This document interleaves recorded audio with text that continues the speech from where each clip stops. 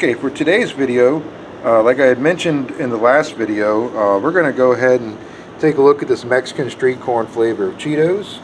We're going to compare it against what the bag says it's supposed to be: tangy, spicy, cheesy, and compare it to the flaming hot Cheetos.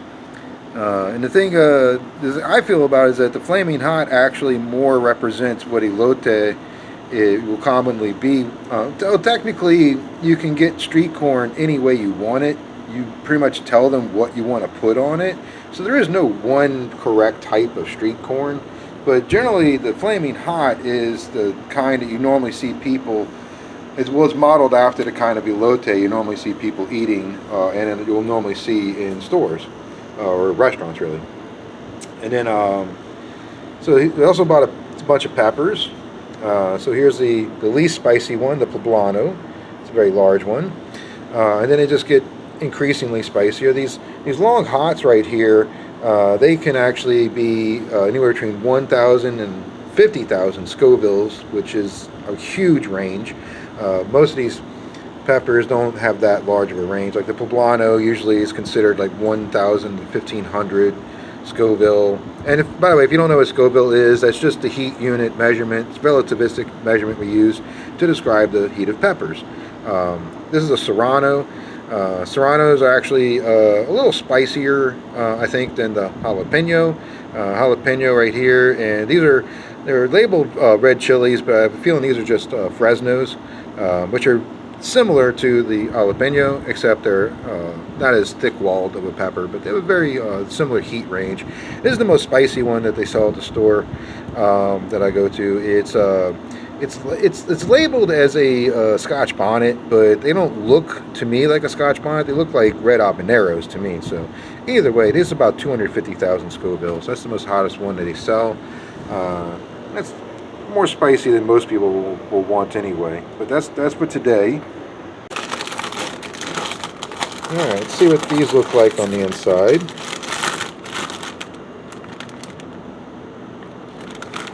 Let's see what they look like. You see the seasonings on it,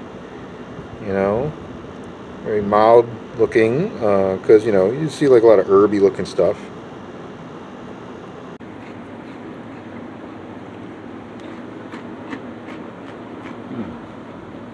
So first thing you notice about it, kind of like an onion kind of flavor more than anything. Like, not as strong as like Funyuns are, but very more onion flavored than anything I taste in this. Kind of herby almost. Definitely not cheesy like the bag says. Not spicy like the bag says. A little bit of tang. I'll give it that. It almost tastes like they put like a hint of a thought of lime into it. Almost. But you know what it really reminds me of? More than anything, these we have a brand back in New Orleans called Cheetos, made by a company called Elmer's, and they had a green onion flavor, and these taste just like the green onion flavor of Cheetos, which I think is amazing. I mean, just label it that. I mean, it's good, but by calling it Mexican street corn, I'm expecting a lot more out of it. I'm expecting a lot more layers of flavor, maybe some, at least for it to represent what the bag says about it being spicy and possibly even cheesy. I mean, shoot, regular Cheetos are really cheesy.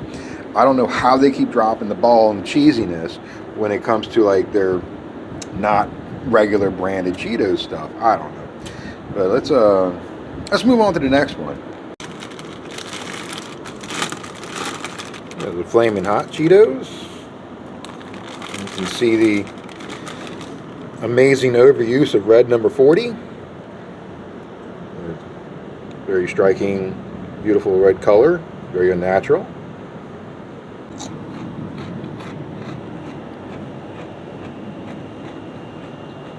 I don't know if you can see that, but I already have red cheese powder on my fingers. As the nature of the flaming hot, very reminiscent of the original Cheetos in the way it coats your fingers. Mexican street corn flavor doesn't do this at all. My fingers were clean. Now with the flaming hot, of course they actually are a little bit spicy. Not a lot spicy, but a little. Like, I can feel a nice, wonderful tingle in my mouth right now. That's more than you get from most processed foods, or foods of this type where they're just trying to throw fatty things out there. They're good. They're good.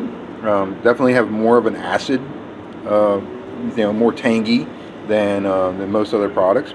But yeah, this is the corn flavor really comes through in the Flaming Hot Cheeto.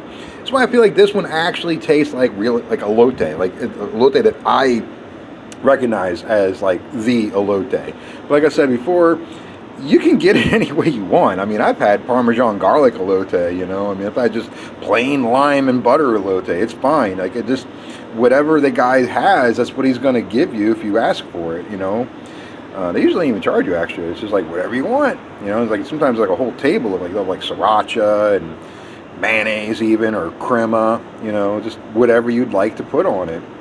So either way, yeah, I mean, Flamin' Hot's, it's good, and I think that they should just label that one Mexican Street Corn, or go ahead and just label it elote. It's fine. I think people will buy it. But the Mexican Street Corn flavor, no, just relabel that green onion. It's fine. It's good. It's good as green onion. Don't be lying on your bag, bro. All right, so now we're going to try the peppers. It's the poblano. This is supposedly the least spicy. This one's usually used for stuffing.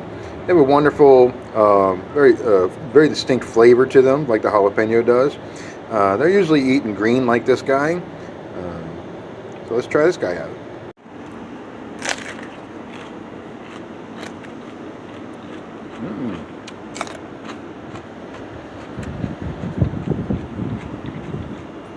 So, small amount of heat, not a lot. I mean, don't be expecting bell pepper with this. It's not a sweet pepper at all. It's a hot pepper. But it's way at the bottom of what is hot. Like way down there. That's why it makes a really good stuffed pepper. Usually you stuff it with cheese. And by the time you do that, there's zero heat left to it. Or nada. But it's got a nice green flavor to it, if you will. It's poblano. What are you gonna do? I just realized I do need a palate cleanser. This will work. Well, the next spicy is either the long pepper, the long hot pepper, or the jalapeno. We're just gonna try this one out. It could be way spicier than a jalapeno, or maybe way less spicy. Let's find out. Long hot pepper.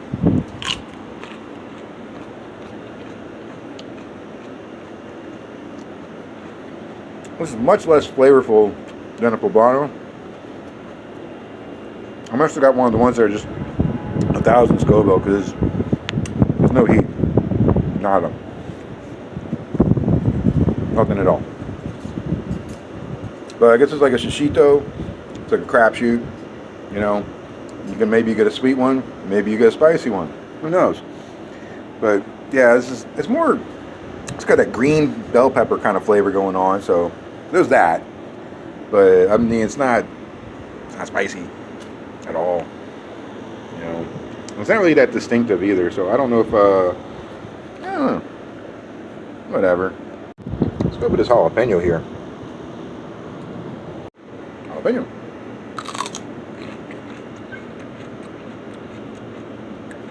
That's weird.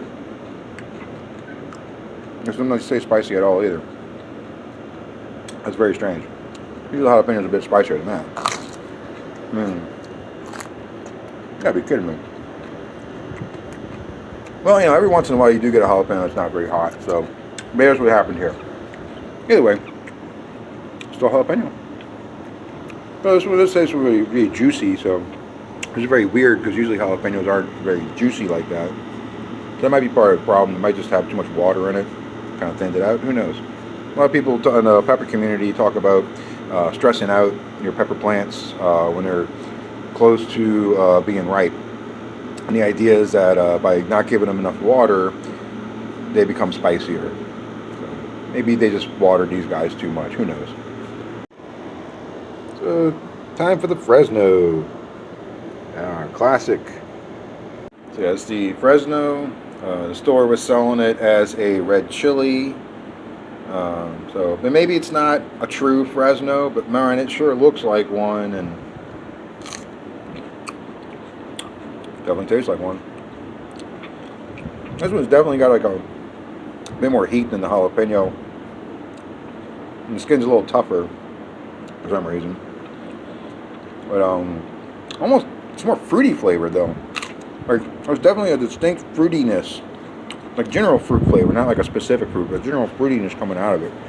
So, you know, that's Fresno. Fresno's really good. Good replacement for jalapeno. About the same size. You almost all the same things with it. But it's just a better tasting sometimes than jalapeno, depending on what you're doing. And of course, if you get yourself a red jalapeno, that's a whole nother ball game. That's a whole nother thing.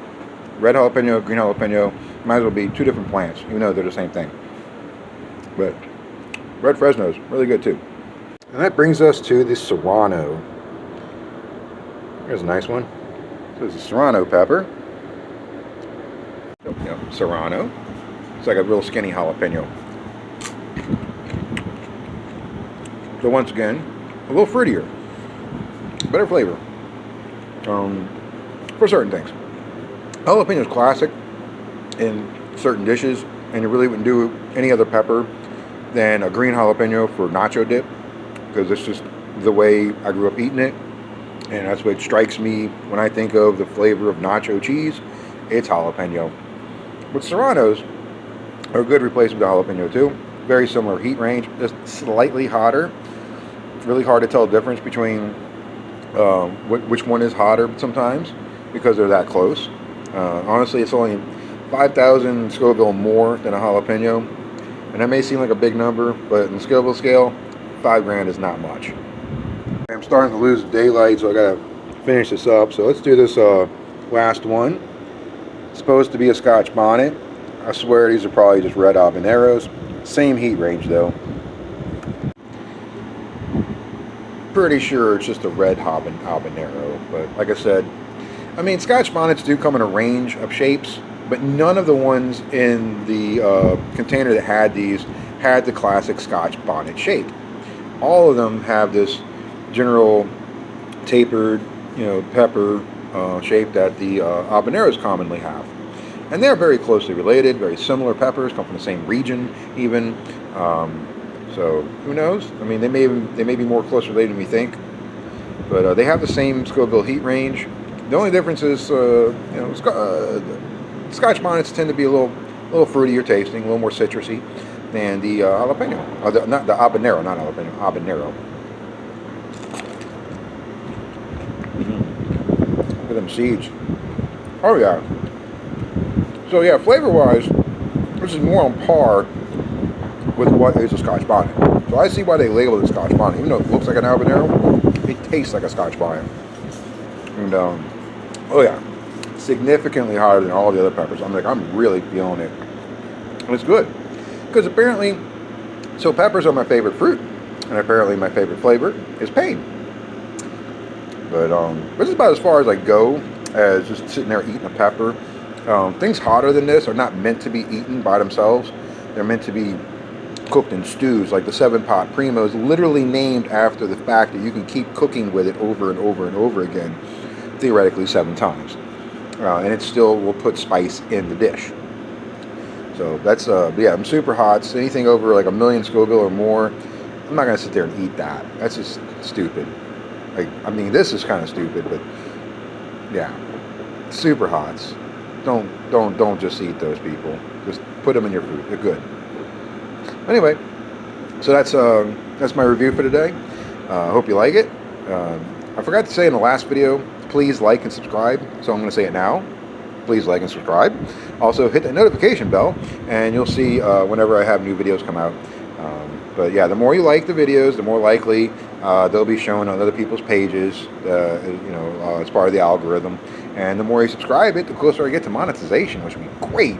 Also, if you have any suggestions, if you want to see me review a particular kind of food, or if you want to send me something to have me review, I'm all down for that. The only stipulation is that I can't have gluten. That's really the only thing I can't have. Like lactose, I can take a pill for, but there's no pill for gluten. So sorry. Anywho, my name is Blake, Blake Ibazabal, and this is my food review for the day.